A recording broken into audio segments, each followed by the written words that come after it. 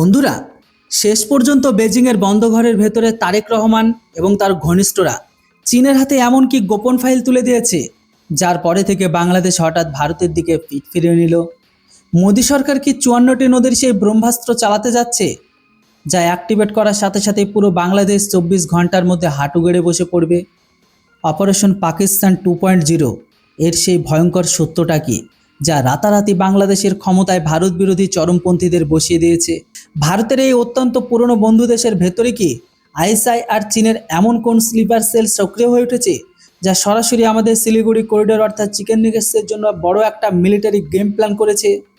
আর বন্ধুরা, কি হবে যদি কাল ভারত হঠাৎ করে পেঁয়াজ, গম রপ্তানি আর মেডিকেল ভিসা দেওয়া পুরোপুরি বাংলাদেশকে বন্ধ করে দেয়? নিজের অহংকারে মত্ত বাংলাদেশ কি দানা পানির জন্য মুখোপেক্ষী হয়ে পড়বে, নাকি তাদের কাছে এর কোনো ব্যাকআপ প্ল্যান আছে? তো বন্ধুরা, আজ বঙ্গোপসাগর থেকে শুরু করে ঢাকা রাস্তা পর্যন্ত এমন এক নীরব ক্ষমতার খেলা চলছে, যা পুরো দক্ষিণ এশিয়ার মানচিত্রকে বদলে দিতে পারে। বাংলাদেশের নতুন তারেক রহমান সরকার আসার পর থেকে একটি অত্যন্ত অদ্ভুত আর বিপজ্জনক প্যাটার্ন লক্ষ্য করা যাচ্ছে। প্রধানমন্ত্রীর পদ বা ক্ষমতা রিমোট কন্ট্রোল হাতে নেওয়ার পর শুরুর দিনগুলোতে সেখানকার নেতারা সবসময় তাদের প্রথম বিদেশ সফরের জন্য ভারতকে অগ্রাধিকার দিতেন। এটি একটি অলিখিত কূটনৈতিক নিয়মের মতো হয়ে গেছিল। কিন্তু এবার গল্পটা তো পুরোপুরি উল্টে গেছে। তারেক রহমান আর তার নেতৃত্বে ভারত সফরের থেকে এখন পর্যন্ত দূরত্ব বজায় রেখেছেন। এর বদলে তারা তাদের প্রথম বিদেশ সফরের জন্য মালয়েশিয়াকে বেছে নিয়েছিল এবং সেখান থেকেই ঠিক সরাসরি চীন সফরে চলে গেছিলেন। তবে সবচেয়ে পুরনো সহযোগী আর সবচেয়ে গুরুত্বপূর্ণ প্রতিবেশীর কাছ থেকে ঢাকার এই হঠাৎ দূরত্ব বজায় রাখা কোনো কাকতালীয় বিষয় নয়। এটি একটি সুপরিকল্পিত ভূ রাজনৈতিক চাল, যার পেছনে ঘরের ভয়, চরমপন্থীদের চাপ আর চীনের এক বিশাল ঋণের জাল লুকিয়ে রয়েছে। এখন বন্ধুরা, এখানে প্রশ্ন ওঠে, আসলে কি বাংলাদেশ চাইটা কি? তারা এটা খুব ভালো করেই জানে, ভারতকে ছাড়া তাদের আর ডাল গলবে না। 3 দিক থেকে ভারতের সীমানা দিয়ে ঘিরে থাকা সত্ত্বেও ঢাকা কেন ওই আচরণগুলো করছে, যা দশক ধরে পাকিস্তান করে এসেছে? তো বন্ধুরা, এর উত্তর হলো স্ট্র্যাটেজিক অটোনমি, অর্থাৎ কৌশলগত স্বায়ত্তশাসনের দেখনদারি। বাংলাদেশ এই বার্তা দিতে চায় তারা ভারতের কোনো অধীনস্থ বা অনুসারী নয়। তারা নিজেদের বিদেশ নীতি স্বাধীন রাখতে চায়, যাতে বিশ্বজুড়ে বিশেষ করে পশ্চিমা দেশ আর মুসলিম দেশগুলোর মধ্যে তাদের একটি আলাদা আইডেন্টি তৈরি হতে পারে।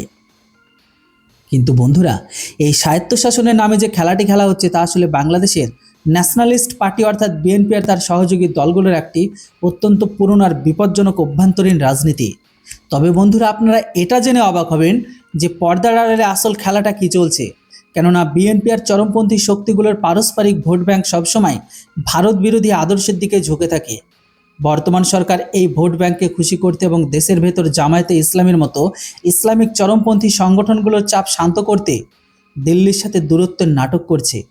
এটা ঠিক তেমনই যেমন পাকিস্তান দশক ধরে নিজেদের জাতীয় পরিচয়কে শুধুমাত্র ভারত বিরোধিতার উপর টিকিয়ে রেখেছে। তবে বন্ধুরা, শেখ হাসিনার আওয়ামী লীগের ধর্মনিরপেক্ষ দৃষ্টিভঙ্গির ঠিক উল্টো। আজকের ক্ষমতাসীন গোষ্ঠী ইসলামী পরিচয়কে চাঙ্গা করে নিজেদের রাজনৈতিক মাটি শক্ত করছে। তবে একে বিগ ব্রাদার সিনড্রোম, এর ভয় বিক্রি করা বলে।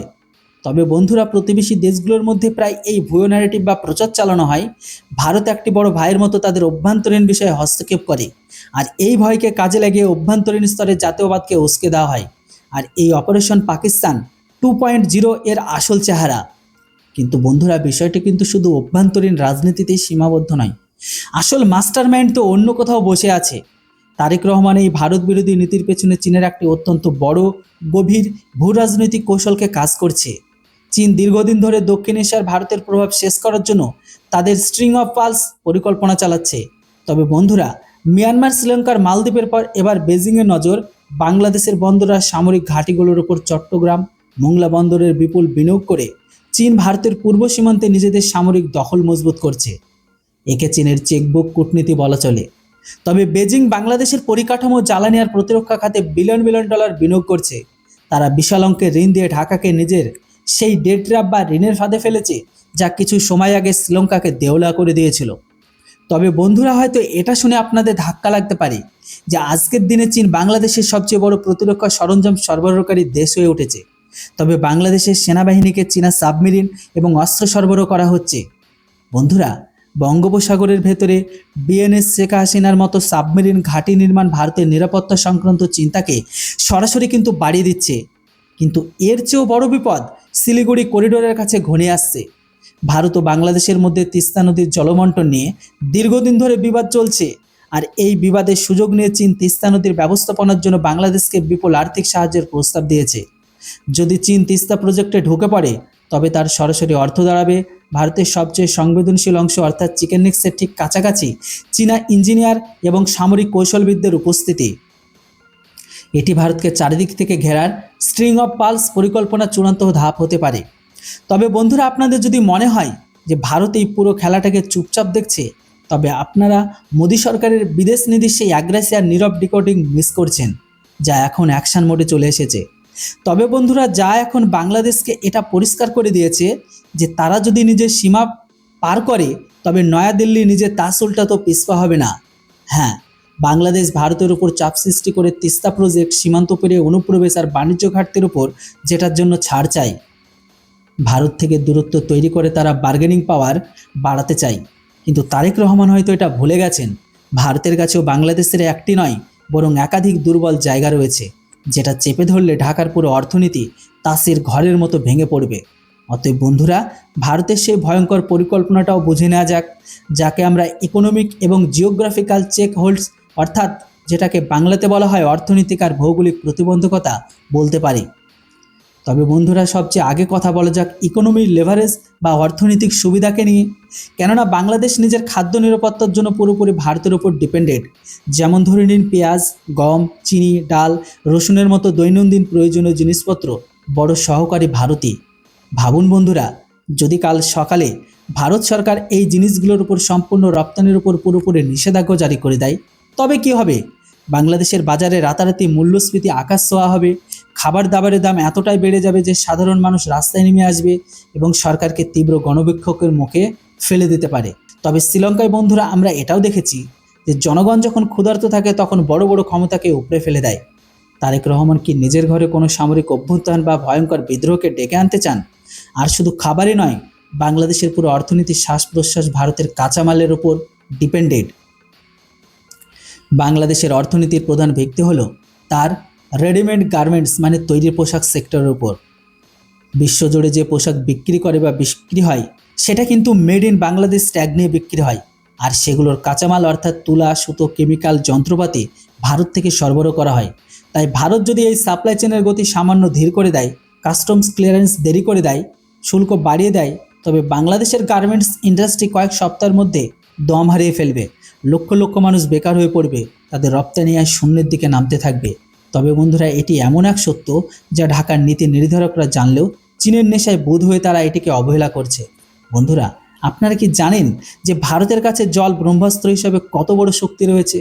ভারত ও বাংলাদেশের মধ্যে একটি বা দুটি নয় বরং 54টি নদী প্রবাহিত হয়। ভূগোলের নিয়ম অনুযায়ী ভারত এই নদীগুলোর উপরের অংশে অর্থাৎ আপার রিপিয়ান স্টেটে অবস্থিত। বন্ধুরা, আন্তর্জাতিক আইনের গণ্ডির মধ্যে থেকে ভারত যদি এই নদীগুলো জলপ্রবাহের ওপর নিজেদের অবস্থান কঠোর করে দেয়, তবে ফারাক্কা ব্যারেজের থেকে জল ছাড়ার সময় বদলে দেয়, তবে বাংলাদেশে খরা আর ভয়ঙ্কর বন্যা এমন এক চক্র শুরু হতে পারে যা কোনো চীনা চেকবুক আটকাতে পারবে না। জলবন্টন চুক্তি এই বছরের ডিসেম্বরে শেষ হতে চলেছে। ঢাকা আশা প্রকাশ করেছে ভারত সঠিক সিদ্ধান্ত নেবে, কিন্তু বাংলাদেশ যদি ভারত বিরোধী শক্তিগুলোকে আশ্রয় দিতে থাকে তবে ভারত সরকারের কাছে জলের মাধ্যমে নিজেদের বার্তা দেওয়ার পুরো আইনি অধিকার রয়েছে। তবে বন্ধুরা, এবার সেই দিকটাতেও আসা যাক যা সরাসরি সাধারণ মানুষের সাথে যুক্ত এবং যাকে মেডিকেল ডিপ্লোমেসি বলা হয়। কেননা প্রতি বছর লক্ষ লক্ষ বাংলাদেশি নাগরিক উন্নত আর সুলভ চিকিৎসার জন্য ভারতের হাসপাতালগুলোতে আসেন। বাংলাদেশের নিজস্ব হেলথ কেয়ার ইনফ্রাস্ট্রাকচার এতটাই দুর্বল যে সেখানকার মধ্যবিত্ত আর উচ্চবিত্তের জন্য ভারতই শেষ ভরসা।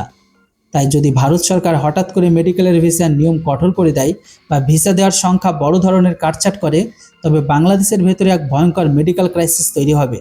চীন কি রাতারাতি নিজেদের হাসপাতাল বাংলাদেশের সাধারণ নাগরিকের জন্য খুলে দেবে? তো এমনটা তো একেবারেই হতে পারে না। চীন কেবল ব্যবসা করে, তারা মানবতার খাতিরে কাউকে কখনো সাহায্য করেনি আর করবেও না। এর সাথে ট্রানজিট কানেক্টিভিটির এক বিশাল খেলা চলছে। তবে বন্ধুরা, বাংলাদেশকে নেপাল আর ভুটানের সাথে বাণিজ্য করার জন্য ভারতের ভূখণ্ড ব্যবহার করতে হয়। ভারত যদি নিজেদের সীমান্ত সিল করে দেয় বা ট্রানজিট সুবিধার উপর নতুন কোনো ট্যাক্স বসিয়ে দেয়, তবে ঢাকার সমস্ত আঞ্চলিক বাণিজ্য স্তব্ধ হয়ে যাবে। বিদ্যুৎ সরবরাহের ক্ষেত্রে এটাও সত্য, আজ ভারত বাংলাদেশে হাজার হাজার মেগাওয়াট বিদ্যুৎ রপ্তানি করেছে।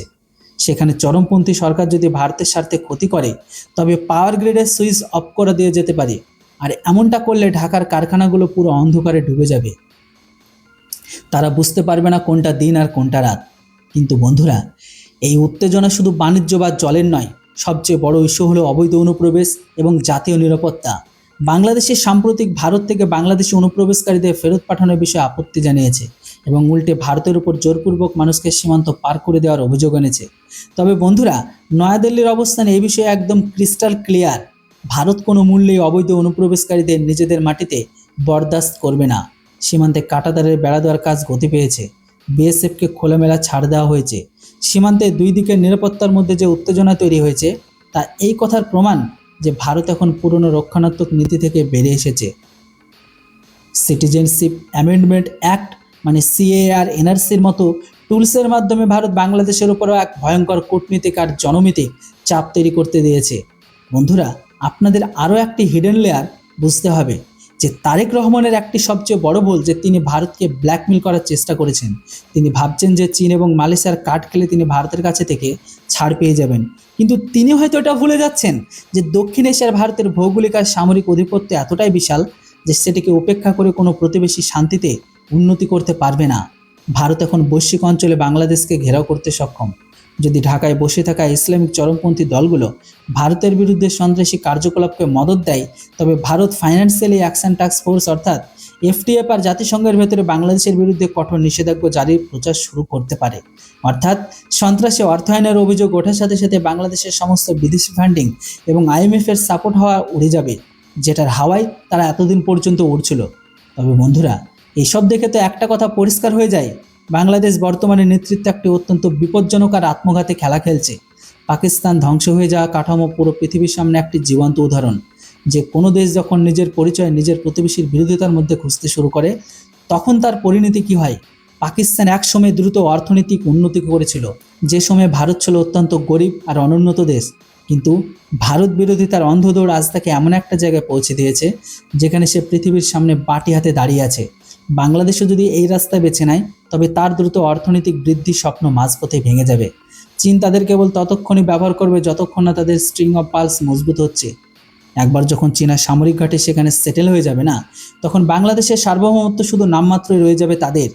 ভারতের কূটনীতি এই মুহূর্তে পুরোপুরি সাম দাম দন্দ্র ভেদ নীতির ওপর কাজ করছে।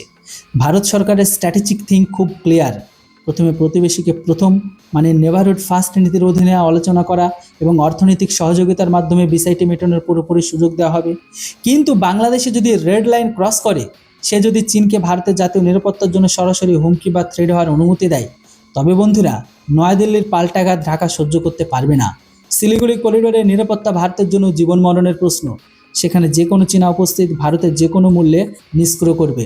তার জন্য ঢাকার সাথে কূটনৈতিক সম্পর্ক যতই নিচের স্তরে কেন চলে যাক না কেন। এখন বন্ধুরা, আপনারা নিজেরাই ভাবুন আর আমাকে কমেন্ট করে জানান যে আপনারা এই পুরো বিষয়টিকে নিয়ে কী ভাবছেন। অবশ্যই আপনাদের মূল্যবান মতামত লিখে জানান।